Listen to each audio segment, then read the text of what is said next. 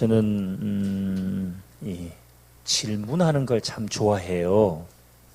질문하는 걸. 그래서 최고의 질문이란 책을 냈죠. 뭐 잘 모르시겠지만, 그래서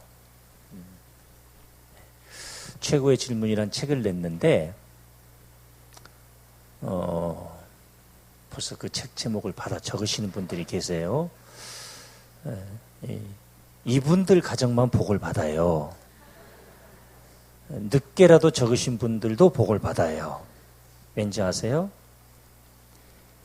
책을 소개할 때 책 제목을 적는다는 얘기는 적는 분들 중에 20%만 책을 사요.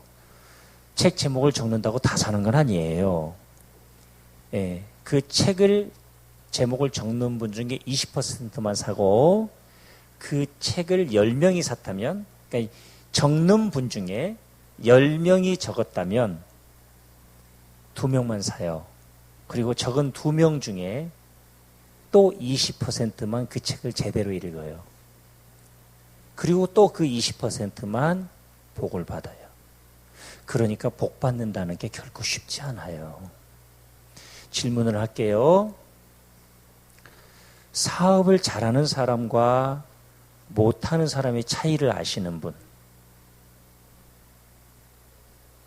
알아도 대답하기가 어렵겠죠. 설교 시간이니까. 두 번째 질문인데요. 공부를 잘하는 학생과 못하는 학생의 차이를 아시는 분? 생각해봐요. 똑같은 선생님한테, 그죠? 똑같은 선생님께 똑같은 교과서로 똑같은 시간에 수업을 듣고 100점도 나오고 15점도 나와요. 근데 15점 맞은 애에게 시험 전날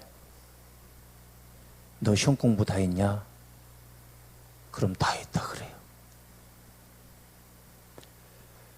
우리 집에 막내가 이제 25살이에요. 중학교 1학년 들어갈 때 첫 번째 중간고사 엄청 부모들은 긴장합니다. 뭔 말인지 아시죠? 그때 이제 제대로 된 현실을 파악할 수 있는 거야. 이 동네는 초등학생 때부터 성적이 나오나 봐요. 초등학생 때부터 현실을 다 파악하나 봐요. 되게 긴장이 되는 거예요. 우리 아들 성적이 어떨까? 그래서 아빠가 질문을 했어요. 강민아, 시험 공부는 어떻게 좀 했니? 다 했어요. 와, 역시 애비를 닮았구나. 할렐루야, 할렐루야. 속으로 그랬어요. 근데 시험을 봐가지고 왔는데 한 과목이 20문제 중에서 10 몇 개를 틀려가지고 온 거예요. 걔네 아빠가 뭘 잘한다고요? 질문을 잘한다고 했어요. 너 새끼 시험 공부 다 했대더니 이게 뭐야 짜샤 이러지 않고 인격적으로 강민아, 너 네가 한 말 기억하니? 너 시험 공부 다 했다고 그랬는데 많이 틀렸네. 그랬더니 아씨 아빠 내가 외운 게 안 나왔잖아. 그러는 거예요. 걔네 아빠가 뭘 잘한다고요? 역시 또 질문을 한 거예요. 강민아, 네가 외운 게 안 나왔다고? 네가 외운 게 안 나왔을까? 안 나올 걸 네가 외웠을까?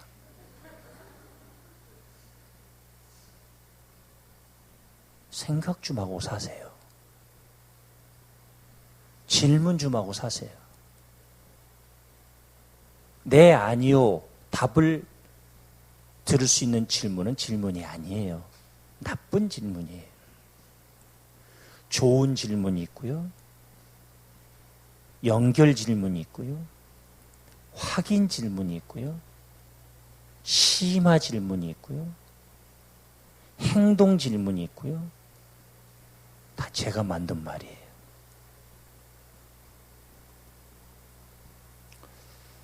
가민아, 네가 외운 게 안 나왔니? 안 나올 걸 외운 거니? 딱 거기까지 끝이에요. 그 말을 얼마나 알아들었겠어요, 아직은. 그 다음 이제 시험 볼 때, 나름 열심히 했어요? 또 많이 틀렸어요. 또 질문을 했어요? 아빠 내가 외운 게 안 남았어 이러다가 이번에는 아씨 아는 걸 틀렸잖아. 많이 들어봐. 이 동네는 아는 건 전혀 안 틀리는구나. 아씨 아빠 아는 거 틀렸잖아. 그래서 걔네 아빠가 아는 걸 틀렸니? 제대로 문제를 이해 못한 거니?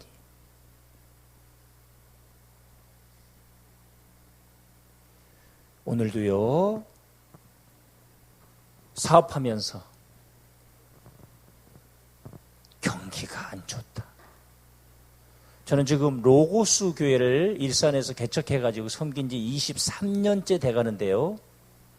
23년 동안 우리 교회 사업가들로부터 경기 좋다는 얘기를 들어본 적이 없어요. 난 신기해. 어떻게 매년 경기가 안 좋대?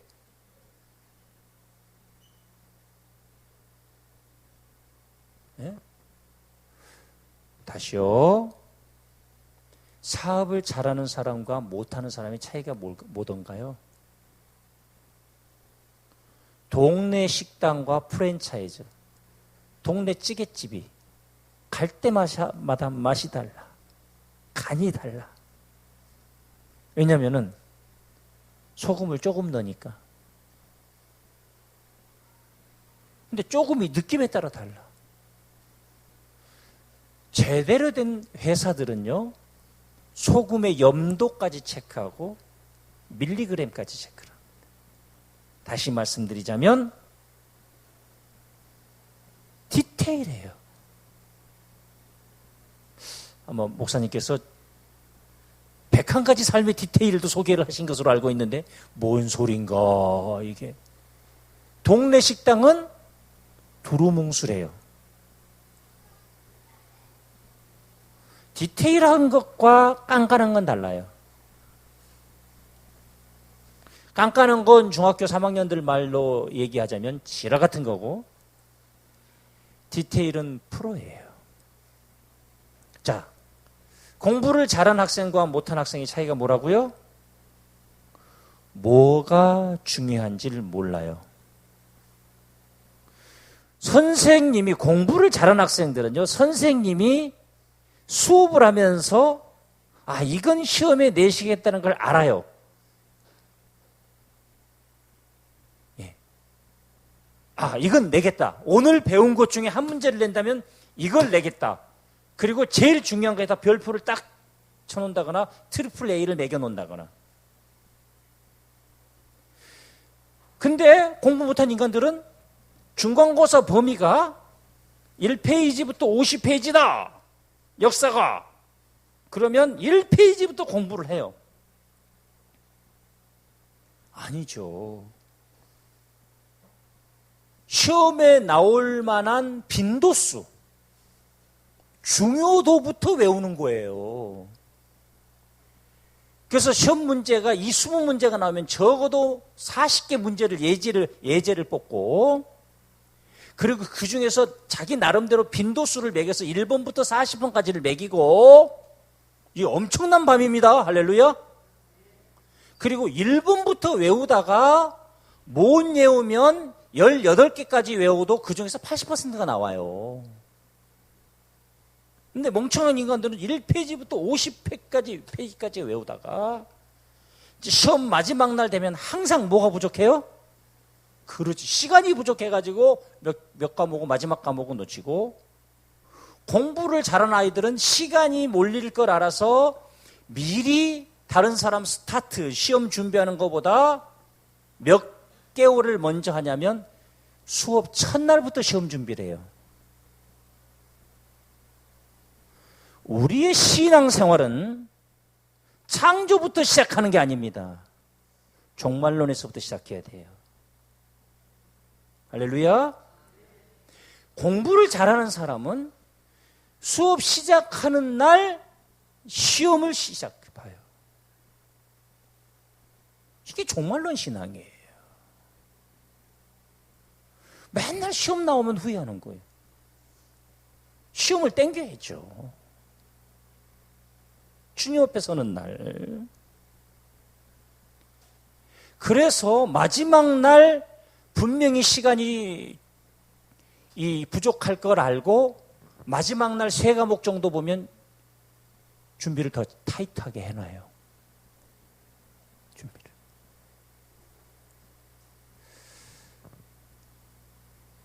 금요 축복성회예요. 오늘 밤에 제가 여러분들에게 축복을 선언해드리고 아멘을 1000번 하면 복 받을까요? 그러면 그렇게 합시다. 복 받으시기 바랍니다. 복 받으시기 바랍니다. 복 받으시기 바랍니다.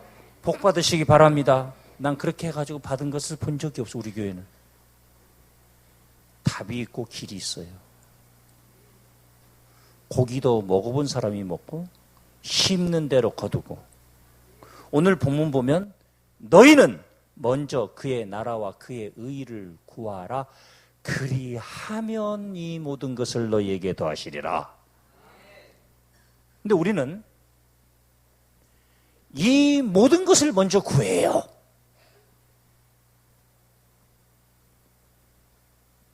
이 모든 걸 먼저 구한다.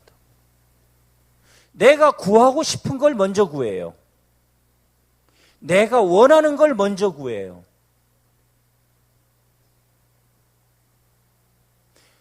무엇이 중요한지를 몰라요.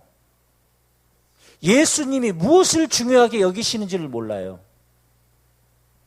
열심히 사는데 열매가 없어요. 왜죠? 무엇이 중요한지를 모르니까. 열심히 공부했는데 내가 외운 게 안 나왔어요. 네가 외운 게 안 나왔니? 안 나올 걸 외운 거니? 안 나올 걸 외운 거죠? 네. 그리고 그 다음에 하는 말은 아는 걸 틀렸대. 나도 돈 벌 수 있었는데 놓쳤대. 제가 그때 우리 아이에게 해준 말이, 강민아, 원하는 성적을 얻지 못했다면 지불해야 될 희생이 남은 것이란다. 한번 따라합시다. 원하는 결과를 얻지 못했다면 지불해야 될 희생이 남은 겁니다. 예수님께서 피값으로 우리를 구원하셨습니다. 값없이 주신 은혜라 해서 값싼 은혜는 아니올시다. 값으로 계산할 수 없는 은혜입니다. 값없이 주셨다고 해서 값으로 계산할 수 없으니까 누구도 값을 지불할 수 없으니 믿음으로 주신 겁니다.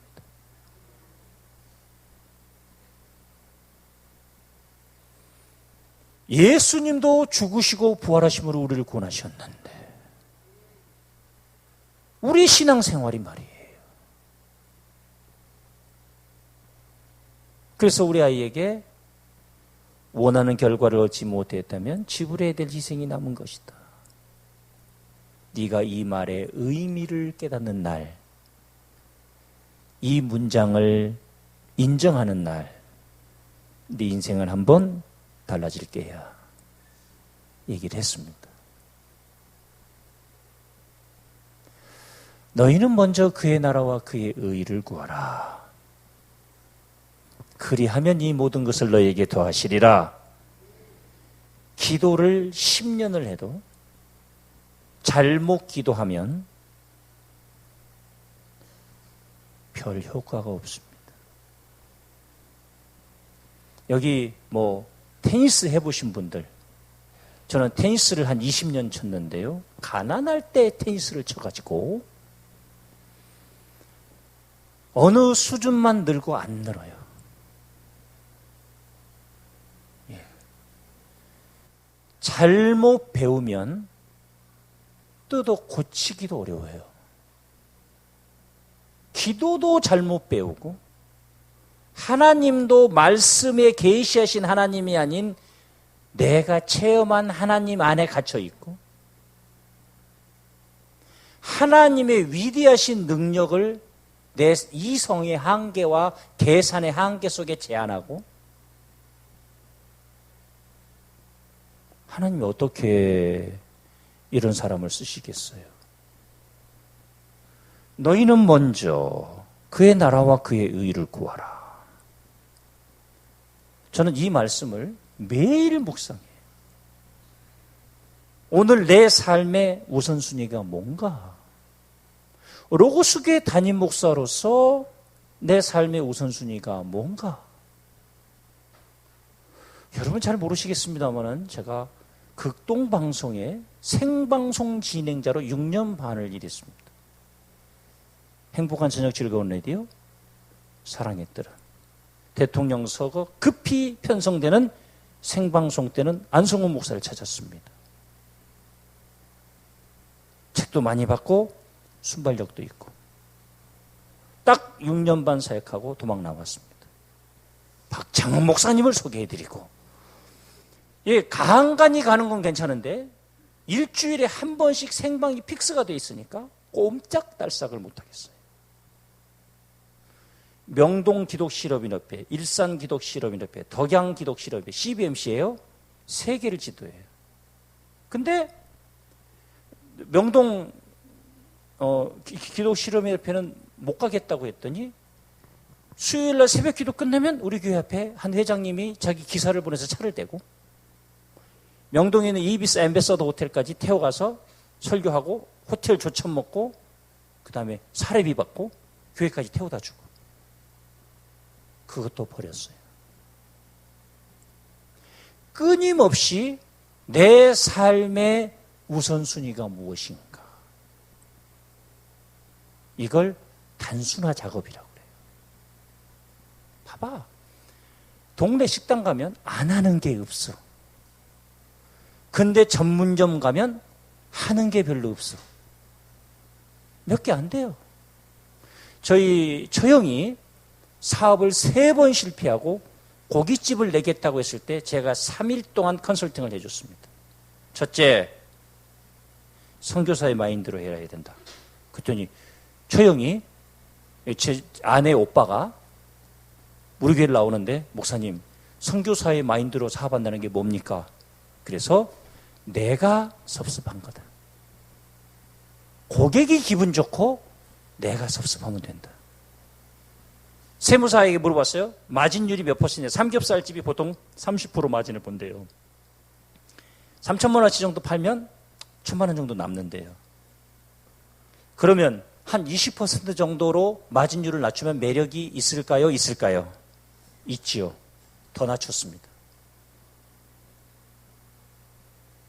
모든 데이터를 분석하고 15%에서 8%를 맞추고 매출을 4,500으로 끌어올리죠. 지금 월 매출 6천씩 찍습니다. 주말에 앉을 자리가 없습니다. 고객도 알아요. 그리고 다른 거 아무것도 안 줘요. 딱 고기, 양파. 에? 그래서 이 집은 고객들이 그래요. 뭐가 서비스가 이렇게 없다고.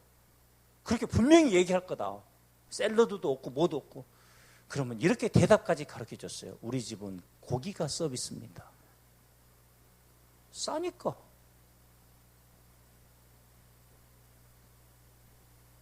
이유가 있단 말이에요. 되는 집은 다 이유가 있어요. 자식 잘 키운 집은 다 이유가 있어요. 사업 잘하는 집은 이유가 있어요. 못해도 하나님께 영광 올려드릴 수 있고 못해도 기죽을 건 없어요. 배우면 되니까. 할렐루야.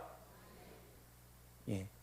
가난하고 어려울 때도 여전히 신앙을 지키는 게 하나님께 큰 영광이 되고, 가난하고 어려울 때 흔들려 버리면 자식들도 흔들리지만, 사업 실패하고 가난하고 어려워도 꿋꿋이 신앙 지키면 그 자식들이 든든한 거목이 됩니다. 왜냐하면 눈물의 가치를 알고 성공 쉽게 생각하지 않고 그렇게 된다. 너희는 먼저 그의 나라와 그의 의를 구하라. 그리하면 이 모든 것을 너희에게 더하여 주시리라. 그런데 이 말씀이 나오기 전에 무엇을 말씀하셨냐면 염려하지 말라고 말씀하셨습니다. 끊임없이 사람들은 염려해요. 미래에 대한 두려움이 있어요. 성서는 생각은 권하지만 염려는 권하지 않습니다. 생각과 염려는 구별하셔야 돼요. 염려하는 것에 거의 95%는 현실로 다가오지 않습니다. 염려는 불신이에요. 생각은 하나님이 우리에게 주신 지성, 경험, 이성들이 총체예요. 자, 에베소서 5장에서도 뭐라고 말씀하시냐면 어떻게 행할지 자세히 주의하라 그랬습니다. 근데 우리는 무엇을 행할지는 자세히 주의해요. 이게 뭔 말인지 이해가 되셔야 되는데, 식당을 할까? 슈퍼마켓을 할까? 떡볶이집을 할까? 된장찌개집을 할까? 비빔밥집을 할까? 죽집을 할까? 무엇을 할지는 고민을 해요. 어떻게 할지는 별로 고민하잖아요. 분명히 성서는 어떻게 할지 자세히 주의하라 그랬어요. 그리고 세월을 아끼라 때가 악하니라. 이건 기회를 사라. 기회를 사란 말이에요. 세월을 아끼란 말은 기회를 사라. 사업하시는 분들도 하나님은 공평하셔서 준비된 자에게 공의 3번의 기회를 주신대. 저는 목사로서, 개척교회 목사로서 제 목회 여정에 하나님이 모두에게 주시는 공평한 3번의 기회 중에 2번의 기회는 놓치지 않았어요. 개척한 지 2년 반 만에 예배당, 땅 사서 예배당을 지었는데요. 그 땅을 316평을 샀는데요. 그 316평이 10년 후에 평당 300씩 샀는데요. 1,000만 원씩이 팔았습니다. 2년 반 만에 첫 번째 기회를 잡았고, 그 첫 번째 예배당을 진 지 또 10년 만에, 그러니까 10년 만에 300만 원을 준 거 산 게 1,000만 원이 됐는데요. 그걸 가지고 개척한 지 12년 된 교회가 12년 됐을 때 그거 저거 정리 다 하고 101억짜리 프로젝트를 했습니다. 놀라지 않으실 줄 알았어요. 여기는 동네가 부자라 뭐 100억 알기를 우습게 알아요. 목사님 존경합니다. 제가 어디까지 얘기를 했나, 지금 설교를 했나 기억이 안 나서 다시 한번 얘기를 하려고 그래요. 101억짜리 프로젝트를 했어요. 맞아요. 죽는 줄 알았어요. 저 우울증 초기도 알았습니다.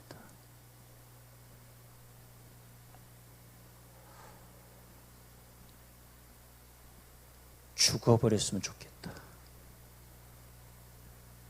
네? 죽어버렸으면 좋겠다. 한 달에 마이너스가 1,000만 원씩이 나는 거예요, 교회가.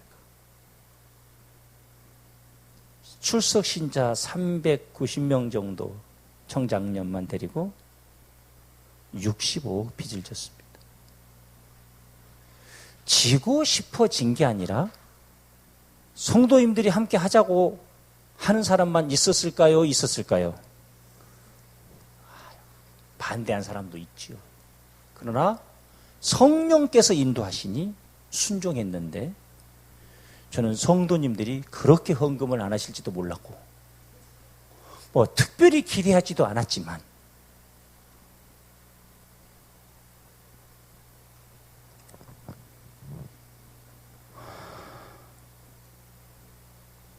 근데요, 지금 일산으로 그 큰 프로젝트를 해서 이사 들어간 지가 이제 만 8년이 좀 지났어요. 근데 주님의 은혜로 부채를 40억을 갚았습니다. 할렐루야. 두 번의 기회 다 놓치지 않았습니다.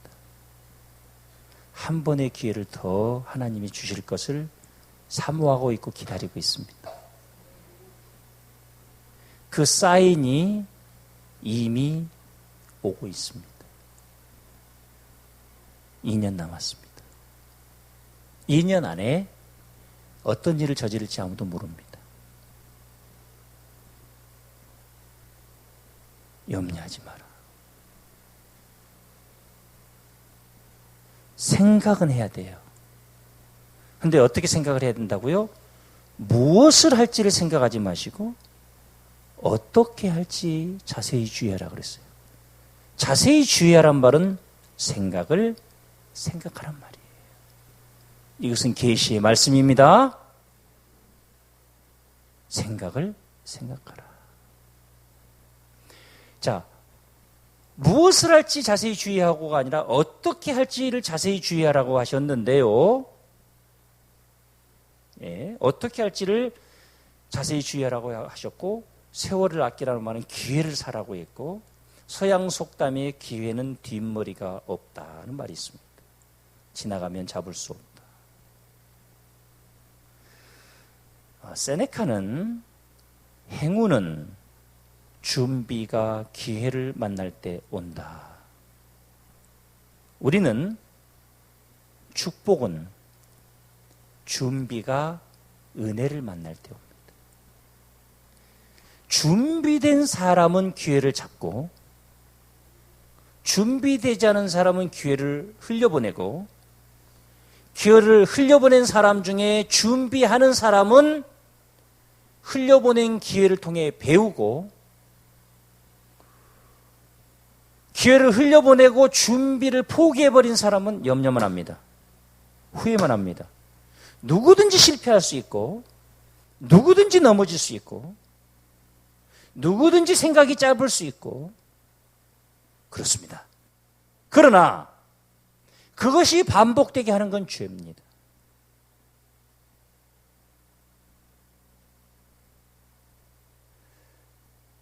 행운은 준비가 기회를 만날 때 온다.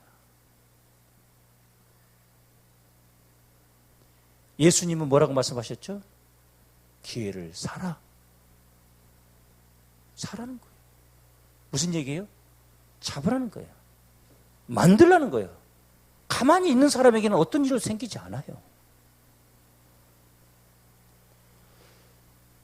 제 아내 오빠가 사업을 하겠다고 할 때 장인 장모님 반대하셨습니다. 보세요. 저희 형님 포기했습니다. 형님 포기하셨네요. 그래서 제가 뭘 잘하는 목사라고요? 진단 질문에 들어갔습니다. 자, 질문 들어갑니다. 이 사업 하실 겁니까? 안 하실 겁니까? 할 거래요. 언제 할 겁니까? 5년 후에 돈 모아서 하겠대요. 이유는 어머니 아버지가 반대하는데 어떡하냐고. 그럼 제가 이 진단 질문에서 심화 질문을 했습니다. 형님, 지금 1년에 얼마씩 모을 수 있습니까? 이대로 애들 둘 키우면서 한 푼도 못 모은대요. 그럼 5년 후에 뭘 모읍니까?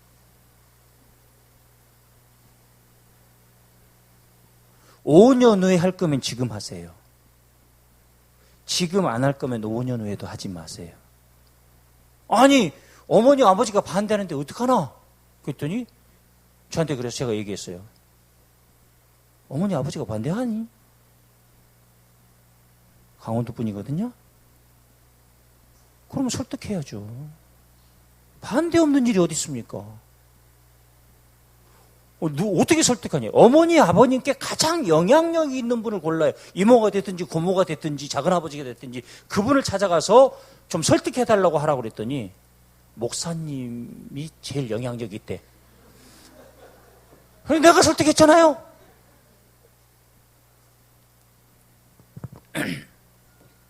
지금 한 달에 수익이 1,500만 원씩. 장인 장모님 전화할 때마다 우리 목사님이 집안을 살렸다고. 집안을 살렸다.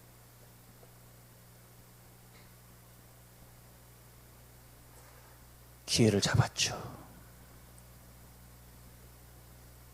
이제 5년 돼 가는데 차 사고 집 사고 얼마나 기뻐요.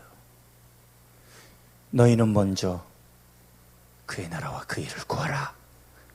그리하면 이 모든 것을 너에게 더하여 주시리라 그러는데 우리는 뭐부터 구한다고요? 이 모든 것을 먼저 구해요. 자식이 잘 되고 사업이 잘 되고. 그거 아니에요. 먼저 그의 나라와 그의 의를 구하라고 했어요. 근데 이 본문 속으로 들어가기 전에 아무것도 염려하지 말라고 했어요. 근데 봅시다. 염려 중에, 우리의 모든 삶의 염려 중에 최고의 염려가 나는 건강, 자식, 돈 중에, 우리 좀 정직해집시다. 애들은 빼고 결혼하신 분들, 자 1번 건강, 2번 자식, 3번 돈.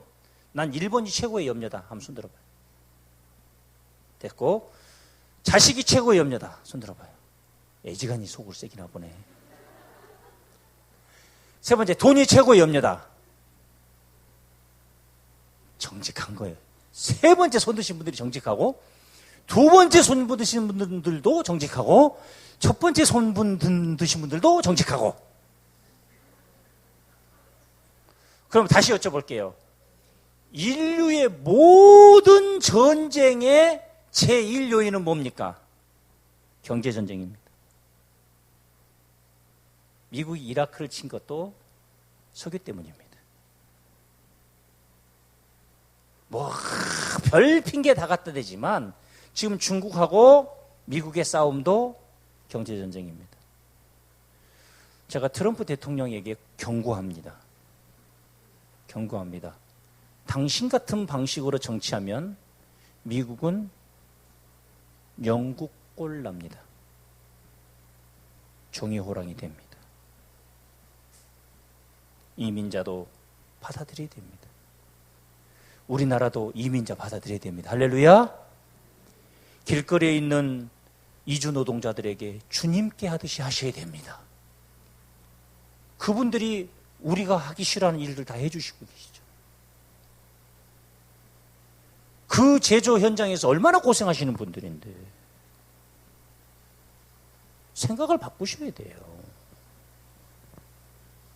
자, 염려하지 말라고 했어요. 무엇을 먹을까, 무엇을 입을까, 무엇을 마실까 염려하지 말고, 이것은 어디서부터 출발하냐면 오늘 6장 19절로 가시죠. 가장 가까이에는 너희를 위하여 보물을 땅에 쌓아두지 말라. 거기는 좀과 뭐가 동록이 해하며 뭐가 도둑이 구멍을 뚫고 도둑질하느니라 그랬습니다. 20절도 그리고 21절 함께 읽겠습니다. 내 보물이 있는 곳에 내 마음도 있느니라. 아멘. 그럼 네 마음이 물질에 있느냐 하나님께 있느냐. 자, 보물을 땅에 쌓아두지 말라는 말은 무슨 말일까요? 여러분 어떻게 해석하십니까? 그러면 통장도 가지지 말란 얘기인가요? 아니에요. 하나님의 영광을 위해 쓰란 얘기입니다.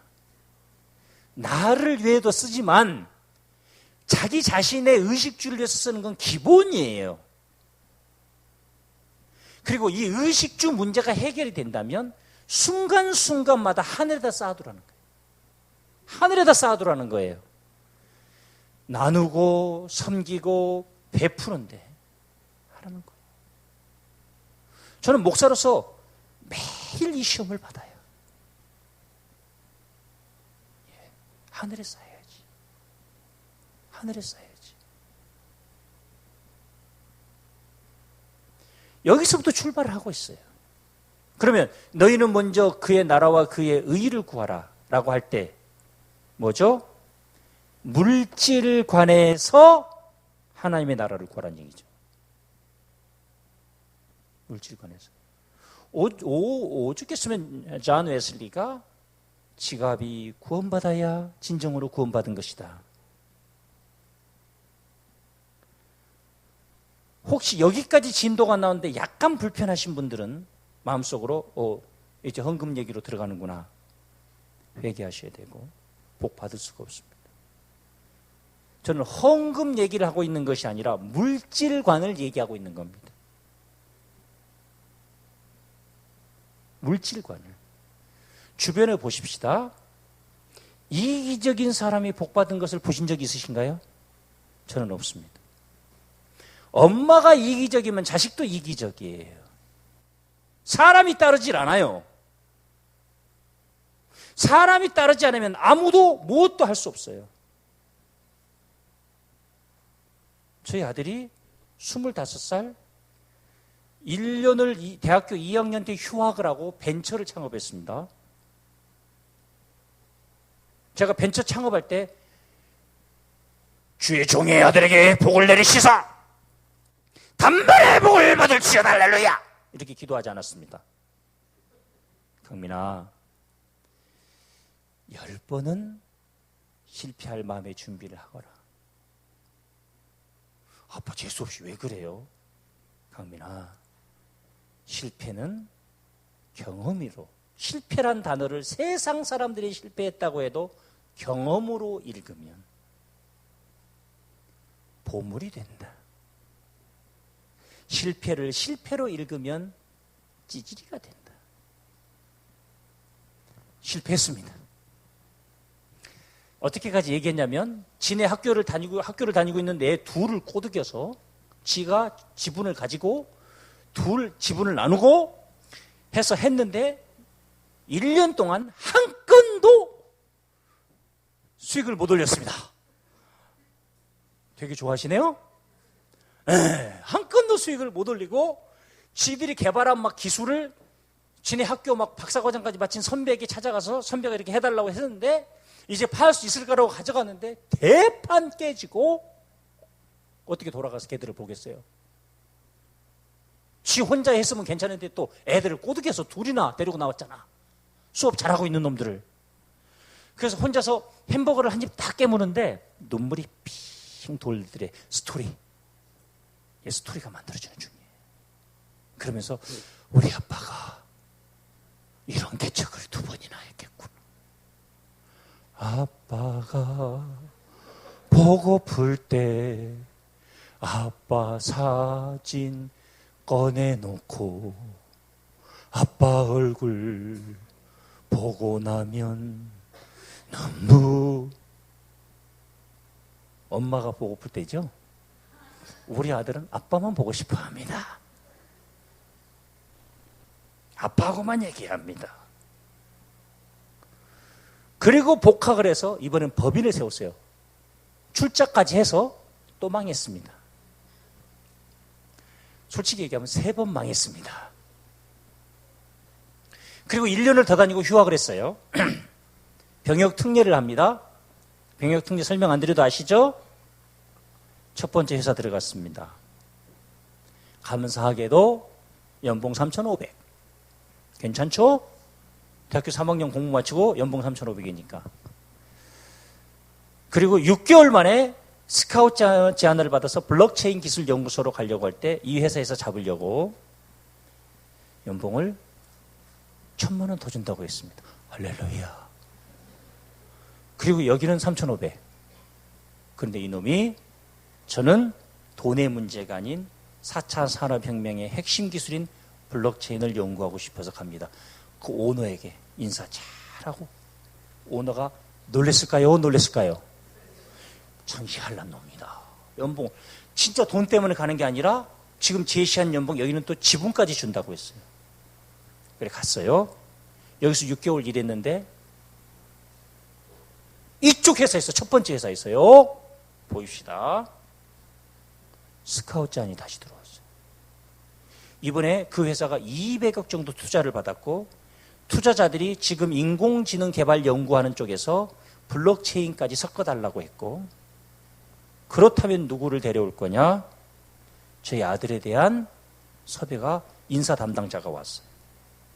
자, 이렇게 저렇게 해가지고 지난주 화요일부터 이제 한 2주 됐죠. 출근을 시작했는데 첫 번째 받았던 연봉이 3배가 올랐습니다. 6개월 만에. 돈을 쫓지 않았습니다. 기억하셔야 돼요. 얘가 돈을 쫓지 않았습니다. 11조 철저히 훈련시켰습니다. 10에 2조까지 훈련시켰습니다. 지가 나름 투자하는 게 있고 그래서 걔네 엄마한테 그랬다고 그래요. 엄마, 나 병역 특례하는 기간 동안 받는 연봉은 월급은 한 푼도 나를 위해서 쓰지 않고 싶고 어려운 사람을 위해서 하나님을 위해서 친구들 밥 사주는 위해서 쓰겠다고 해서 엄마가 왜 그러냐고 물었더니 다른 애들은 뺑이치고 군대 가서 고생하는데 지는 이 연봉을 받지 않아도 1년에 평균 1,000만에서 2,000만 원 연봉이 상승하는데 집에서 다닐 수 있고 커리어 쌓이고 이 생각을 하는 애예요. 그래서 걔네 엄마가 엄마한테 좀 써라. 그래서 걔네 아빠가 엄마 조심해라. 절대 니네 엄마 말 듣지 마라.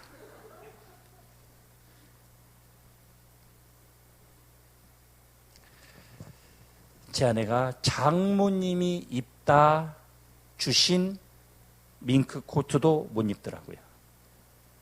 성도들 조심스러워서.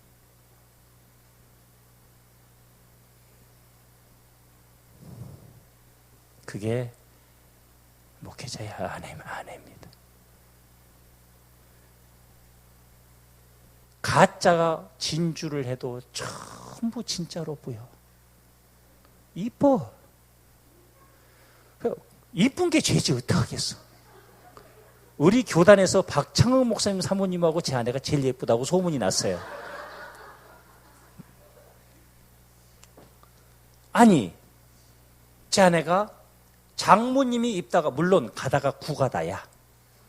주신 밍크도 제 아내가 추위를 많이 타니까 못 입더니 아들이 사준 것은 한여름 될 때까지 입어. 아무 문제 안 됩니다.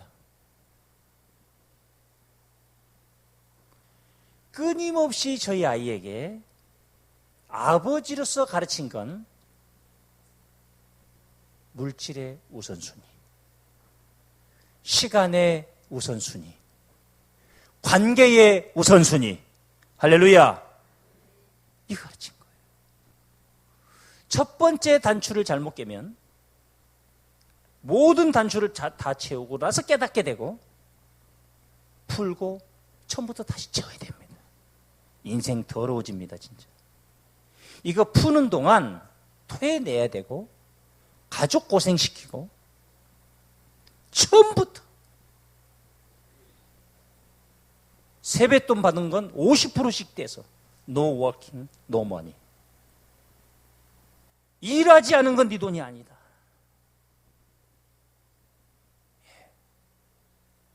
섬기고 베풀고 나누고.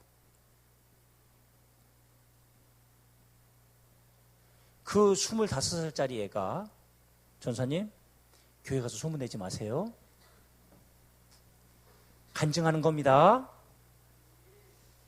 25살짜리 애 자산이 아빠가 한 푼도 안 보태줬는데 3억 5천입니다. 처음부터 우선순위. 사람 먼저 돈 다음. 할렐루야. 하나님 먼저 사람 다음. 항상 이 순위를 가르쳤어요. 끊임없이. 물질의 우선순위. 보세요. 보물이 있는 곳에 네 마음이 있다. 내 마음이 어디 있는지를 자, 하나님 앞에 11조를 아까워하는 사람이 식당을 하면 제대로 못할까요? 못할까요? 못해요. 그 욕심 때문에 자기가 망하는 거예요. 만약 하나님이 10의 9조를 달라고 하셨으면 어떡할 뻔했어요?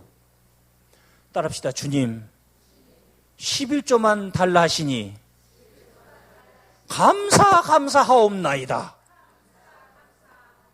이 마음으로 신앙생활을 해야지.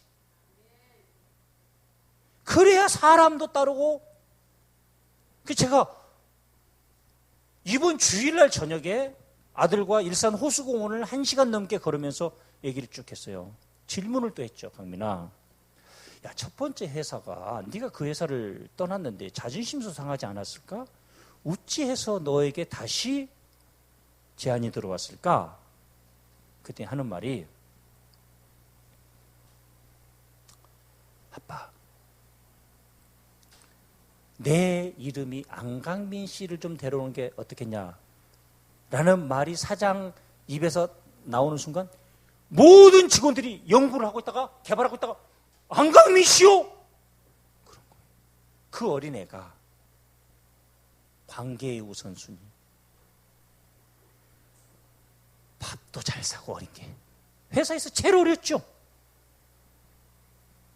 계속 섬기는 거예요. 계속 섬기는 거예요. 부모가 이기적이면 애도 이기적이에요. 부모가 이타적이면 애도 이타적이에요. 뭘 보고 배우겠냔 말이에요. 부모가 하나님 앞에 인색하면 자식도 부모에게 인색해요. 제가 하나님 앞에 올인했더니 정말 눈물겹더라고요. 그 아들이 엄마 아빠를 어떻게 사랑하고 선물을 하는지. 예? 25살짜리에게 효도를 받고 살아요. 근데 45살짜리에게도 뒷돈을 대고 있잖아 지금. 뭔 말인지 모르시나 봐? 이거 억울해서 살겠어요? 빨리 딱 끊으셔야 돼요. 그냥 자식 빨리 정신 차려 가려면 전 재산 헌금하시기 바랍니다. 농담이 아닙니다. 그래야 정신 바짝 차립니다. 한 해라도 엄마가 있을 때 기도라도 해줄 때 정신 차려야지. 엄마 아빠가 남긴 재산 다 털어먹고 10년 20년 후에 정신 차리면 이혼밖에 더 당해요? 생각을 해보시라. 너희는 먼저 그의 나라와 그의 의를 구하라. 그리하면 이 모든 것을 너에게 더하시리라. 저희 딸이요, 딸 욕 좀 할게요.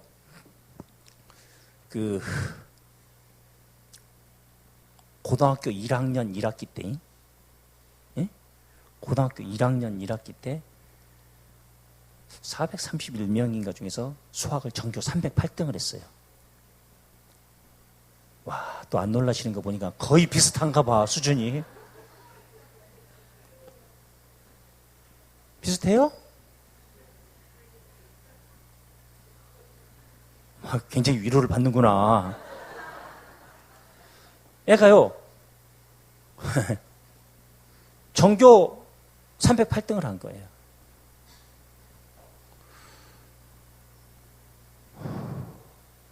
하루는 울면서, 아빠, 난 왜 이렇게 수학을 못할까요? 걔네 아빠가 뭘 잘한다고요? 그래서 아빠가 질문을 했죠. 신원아, 네가 수학을 못한 거니? 수학을 안 한 거니? 뭐 다 아시네? 못하는 건 없어요. 안 한 거지. 왜 못한다고 하냐면 희생을 지불하지 않고 열매를 원해서 못한다고 하는 거예요.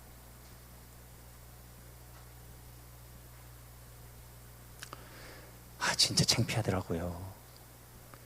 308등을 했는데 아무리 생각해도 우리 안씨 집안에는 10대째 없는 일이야. 이게. 그래서 주님, 원인을 알아야 처방전을 쓸 거 아니에요. 일기장에 눈물까지 써요. 뒤져보면 수학이 내 인생의 발목을 잡네. 이렇게. 중학교 다닐 때 종합반 학원을 처음 보냈더니 33명 중에 33등이야. 하루는 아빠가 아빠! 그러는 거야. 웬일이야. 아빠 나 32등 했어. 또 속도 없는 거야 진짜.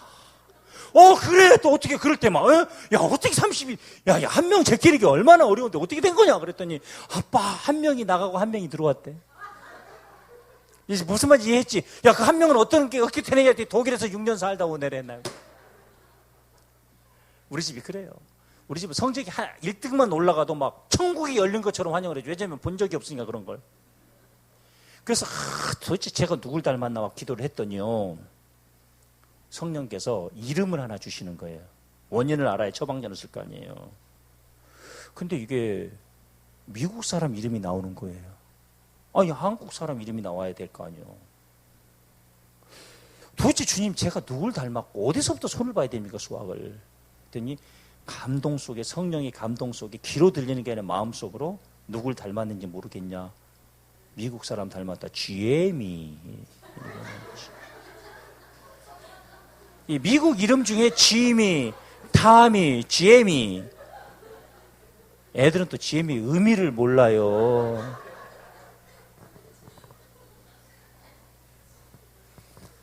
아이고, 나 진짜 답답해 죽겠대. 그런지 이제 또 이해해가지고 지금 다 끝나가는 판에 또 웃는 분들은 또 어떡한데 이걸 또. GM이를 닮은 거예요. GM이가 느려요. 야, 저는 제 아내가 정말 느려요. 근데 혹시 느린 사람의 장점 아세요? 확실해요. 예, 그때 성령께서 감동을 주시니 걱정하지 마라. 돌머리는 한 번 새겨지면 안 지워진다. 예, 이게 이제 감동을. 근데 진짜 애가 또 느려요. 그러니까 초등학교로 갈 때도 애는 아빠 다녀올게요. 그런데 애는 둘째는 화장실에 있는데 먼저 나갔고 이놈은 신발 하나를 신고 하나를 신는데 한 10분 걸리는 것 같아. 아빠 근데 아내 미치겠어. 느려. 뭔 말인지 아시죠? 뭘 깨우치는데 막 초등학교 들어갈 때 한글을 못 깨우치고 들어간 거예요. 한글. 뭔 말인지 이해가 됐어요? 아 진짜 여러분은 이게 목사하면 더 창피해요. 소문 나면 전도에 문이 막히거든. 예?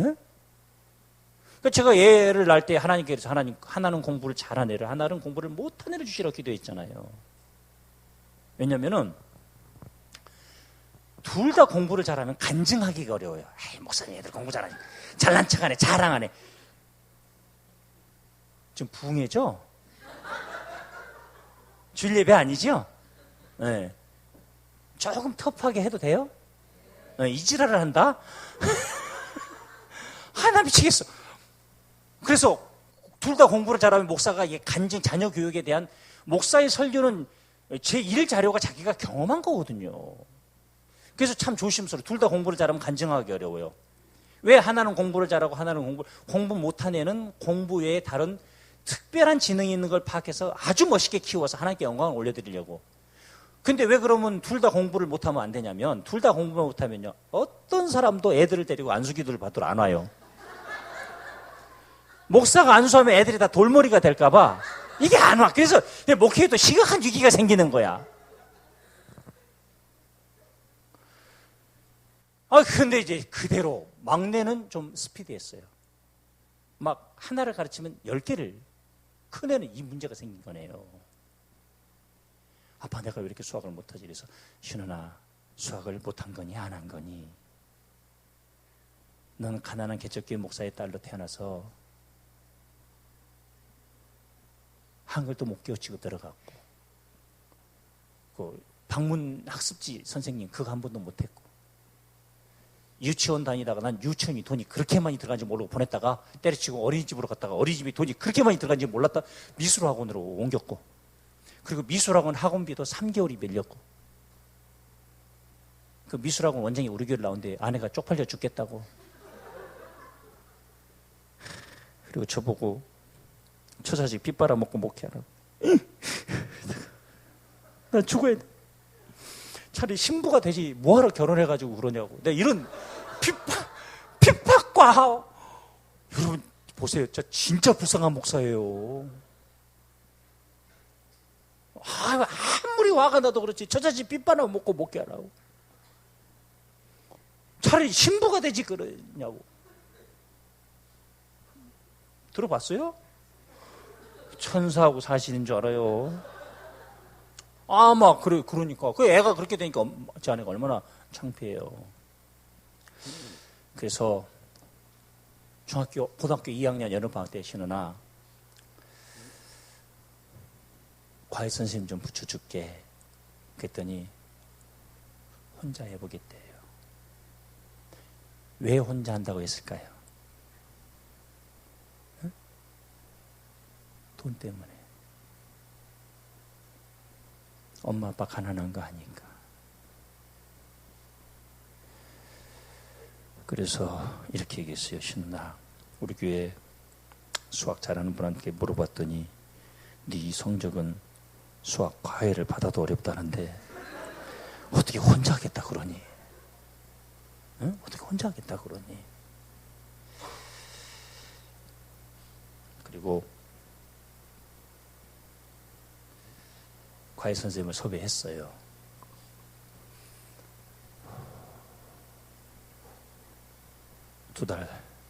한 달 반 정도 수학 과외를 했고, 그 선생님이 딱 이렇게 얘기했습니다.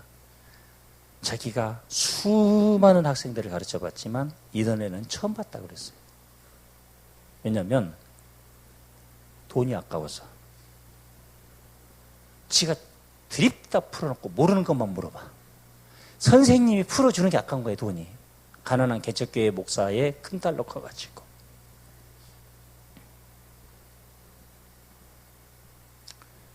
이번 방학 때 네가 수학을 최소 8시간씩만 해라. 그리고 2학년 2학기 시작하면서 아빠가 손을 댔어요. 지켜보다가 아빠가 뭐라고 얘기했냐면 우선순위를 바꿔라. 학교에서 공부를 하고 자율학습 시간이 있죠. 저녁에. 그 시간에 숙제를 하고 집에 와서 보충 수업을 하겠다고 할 때 집중력이 떨어집니다. 순서를 바꿔라. 학교에서 부족한 과목을 때우고 숙제는 집에 와서 해라. 숙제는 절대 안 할 수 없으니. 한번 따라 합시다. 긴급하고 중요한 것 다음. 긴급하지 않고 중요한 것 먼저. 이게 우선순위를 바꿔야 됩니다. 대부분의 사람들이 긴급하고 중요한 걸 먼저 해요.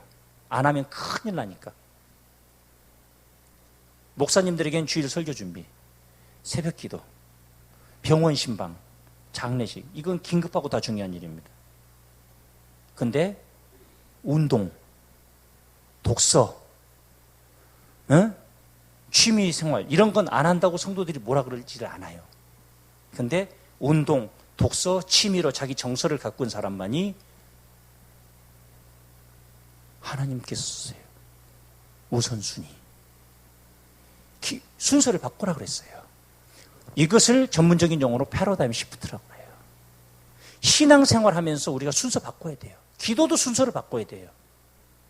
사람 먼저 돈 다음, 하나님 먼저 사람 다음. 할렐루야? 근데 대부분 돈이 먼저예요. 일이 먼저예요. 일하다가 사람을 시험 들게 해요. 우리 교회 김장할 때마다 꼭 시험 드는 사람이 나와. 그래서 김장할 때마다 연합 목장 예배를 드리고 꼭 제가 얘기해요. 짜서 내가 먹다고 죽어도 좋다. 이 김치가 매워가지고 사례를 1000번을 걸려도 좋다. 이게 심심해가지고 팍 일찍 쉬어도 좋다. 숨을 많이 죽여가지고 애가 풀을 써도 좋다. 사람 먹을 김장을 하면서 사람을 잃지 마라. 아멘 좀 하세요. 바보도 천하에 그런 바보가 없지. 사람 먹을 김장을 하면서 사람을 잃어? 김장이 중요해요? 사람이 중요해요? 이런 사람을 하나님이 쓰신다고요. 사람을 중요시 여겨야지.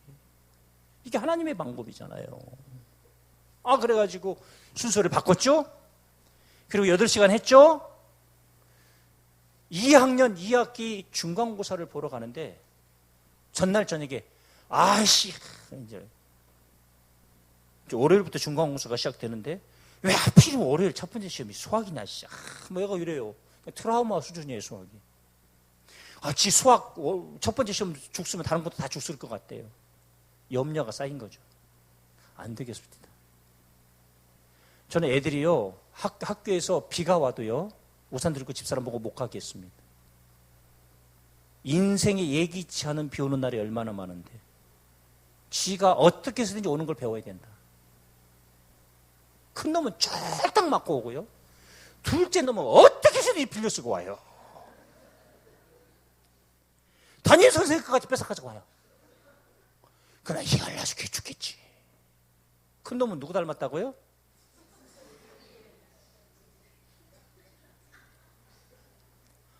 엄마, 여러분은 엄마라 그러셔야지 어떻게 제 아내를 GM이라고 그래요. 그래가지고 이제 촥 안 되겠어서 그날은 태우고 갔어요. 학교 앞에까지. 그리고 안수기 드렸어요. 주님, 개척교회 목사의 딸로 2번이나 개척한 목사의 딸로 자라느라 이 딸이 눈물겨운 인생을 어린 나이에 보내고 있습니다. 이번 방학 때 최선을 다했는데 지식 저장 창고를 열어주시고 은혜의 장중에 붙잡아 주시고 첫 번째 문제 틀리면 전교생이 틀렸다고 믿게 하시고 첫 번째 문제에 쉬운 건 나오면 나 혼자만 아는 문제라고 이야기하시고 정말 여름방학 때 최선을 다했습니다. 은혜 베풀어 주십시오. 했더니 걔가 울어. 차 안에서 저도 울어. 딸한테 미안해서 울었어요. 그리고 성적이 나왔습니다. 수학 전교 308등이 고등학교 2학년 2학기 때 수학 전교 1등 가로 열고 1명 모든 영광 하나님께 올려드립니다. 가능합니다. 못하는 게 아니라 안 한 거예요. 우선순위가 틀린 거예요. 우선순위가 틀린 거예요. 예수님이 너희는 먼저 그의 나라와 그의 의를 구하라. 그러면 우리가 구해야 될 게 뭐냐면 하나님의 나라는 이런 거예요. 쉽게 얘기할게요. 선택의 순간마다 하나님이 하나님의 말씀대로 순종하는 거예요. 설교를 듣고 감동이 있으면 그대로 순종해 보는 거예요. 이게 하나님의 통치를 받는 삶. 성령은 깨닫게 하시는 영이에요. 내 안에 감동은 성령이 주시는 거예요. 그걸 순종하면서 살아가면 신비를 맛봐요. 그런데 왜 성령이 감동 주시는 걸 눌러버리냐고. 죽여버리냐고. 내 패배의식, 비교의식, 열등감으로 때로는 하나님의 역사를 막냐고. 저는 담임 목사로서 결정적인 일에 성도들의 동의를 구하지 않습니다. 박창훈 목사님께 물어보십시오. 우리 뒤에 계신 오늘 저를 수행해 주신 우리 교회 교구 담당 목사님께 전사님께 여쭤보십시오. 저 굉장히 탈권위적인 목사입니다. 예. 그럼에도 하나님이 주신 감동 앞에 3가지 응답을 받으면 뒤도 돌아보지 않습니다. 우선순위. 그리하면 이 모든 것을 더하시리라. 우리 삶에 적용할 때 성령이 감동 주시면 작은 것부터 해놓으시기를 축복합니다. 할렐루야. 할렐루야. 예를 들면 이런 거예요. 오늘 설교를 들었는데 설교가 은혜가 돼요. 야, 저 강사님하고 식사를 좀 한번 하면서 지혜를 배우고 싶다. 그러면 목사님께 말씀을 하세요. 할렐루야. 예. 그리고 꼭 담임 목사님, 사모님과만 식사를 하시면 돼요. 무슨 말인지 모르시겠어요? 작은 거 하나부터 감동을 주시면 성령께서 주신 감동으로 믿고 순종하는 거예요. 지나가 버리면 소용이 없어요. 이게 하나가 둘이 되고 점이 선이 되고 선이 원이 되는 거지. 하루아침에 원이 만들어지는 게 아니에요. 우리는 계속해서 점선의 영성이에요. 점에. 이 점을 하나 성령께서 감동을 주시고 말씀의 근거에서 주님이 기뻐하신다면 그 일을 하는 거예요. 우리가요, 부채를 65억을 지고 고사에 러시아에 7,500만 원을 보냈습니다. 불가능한 일이에요. 러시아 선교사님 사모님이 큰 수술해서 1,000만 원을 헌금했습니다. 45분을 오셨대요. 보통 30만 원, 50만 원 가져가면 감동 주시는데요. 아멘입니까? 이번에도 조그마한 개척교회에 감동 주셔서 1,000만 원. 북한에 탈북자들이 교회를 세우는데 이전하는데 돈이 없다고 그래서 2,000만 원. 내 돈이 아니에요. 성령께서 감동 주시면 하고 그 감동에 순종할 때 하나님께서 역사하시는 거예요. 믿으십니까? 그러니까 교회가 그렇게 일하는 것을 보고 작년에 누가 10억을 11조를 익명으로 했습니다. 놀라. 여기는 그런 분이 있나 봐. 와, 놀라. 내가 놀래. 우리 중에 그런 분이 나오실 줄로 믿습니다. 왜냐하면 제가 성령의 감동을 거절했으면, 내 교회만 챙겼으면 하나님이 그런 사람을 안 붙여주십니다. 우리 삶도 인생도 마찬가지라는 거예요. 너희는 먼저 무엇을? 하나님의 나라를, 그 의를, 그분이 기뻐하신 일을 하면 돼요. 무엇을 주님이 기뻐하실까? 다른 거 하나도 없어요. 무엇을 주님이 기뻐하실까? 이 순간 어떻게 하는 걸 주님이 기뻐하실까? 노란하지 마시고 사탄의 장난에 그의 나라와 그의 의를 먼저 구하시길 축복합니다.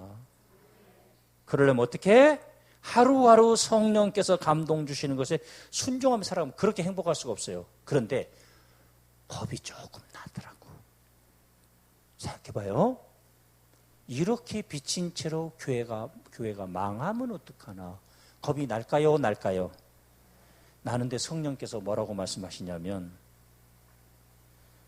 나는 너를 위해서 죽었는데 너는 나를 위해서 빚도 못 지겠니?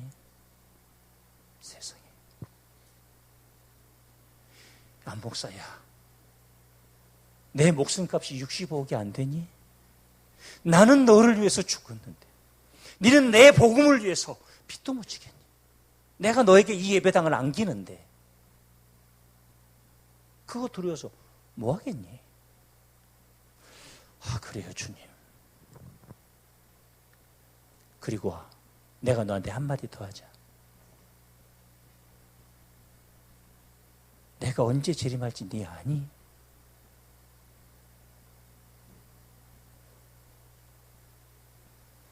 주님 오늘 밤 재림하십니다. 오늘 밤 재림하십니다. 창조에서부터 시작하지 말고 심판에서부터 시작하시라고 그랬어요. 오늘 밤 재림하시면 뭘 제일 후회할 것 같아요? 저는 그래요. 빚 갚은 거 후회해요. 무슨 말인지 알아요? 실컷 갚았는데 주님 오셨어. 실컷 쓰다 가야지. 실컷 썼습니다. 진짜 그렇다고 안 되는 게 아니에요. 서울 사대문 안에 유명한 갈비집이 있었습니다. 주방장이 사장님의 딸을 사랑했습니다.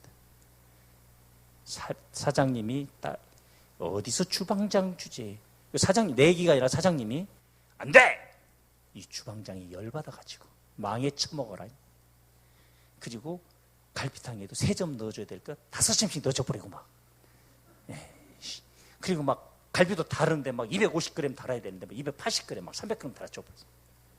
망해야 되는데 주방장만 망했대. 일이 너무 많아가지고 사람들이 계속 몰려오는 거야. 사람들이 할렐루야. 믿으십니까? 너희는 먼저 그의 나라와 그의 의를 구하라.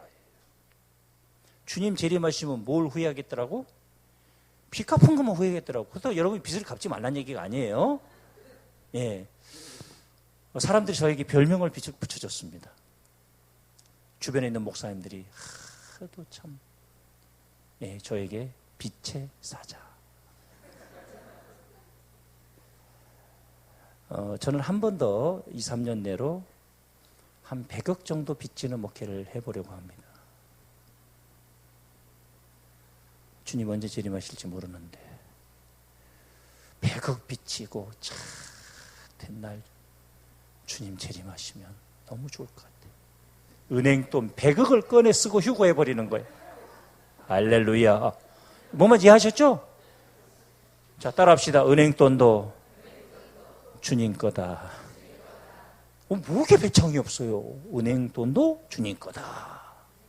큰 회사들 봐봐요. 부채 비율이 막 600%, 1000% 이래요. 뭔 걱정이요.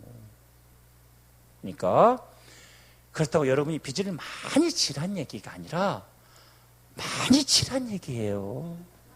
믿음이 있으면 뭘 못하냐고요. 믿음이 문제지. 하나님의 나라 구하고 하나님이 기뻐하신 일하면 돼요. 근데 아무리 빚을 적게 지고 그냥 빚 한 푼도 안 져도 망합니다. 하나님이 기뻐하신 일 안 하면.